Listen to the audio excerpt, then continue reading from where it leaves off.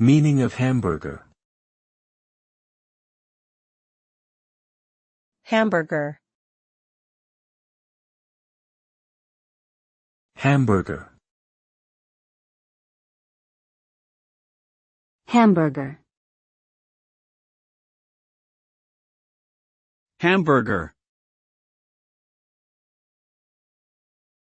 The term hamburger generally refers to a type of food commonly associated with America, consisting of a cooked beef patty served inside a sliced bun or bread roll.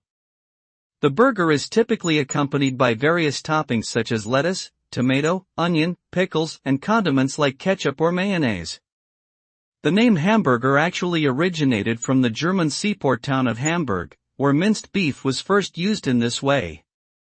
The dish became popular in the United States in the early 20th century and has since become a staple of American cuisine, enjoyed by millions of people worldwide.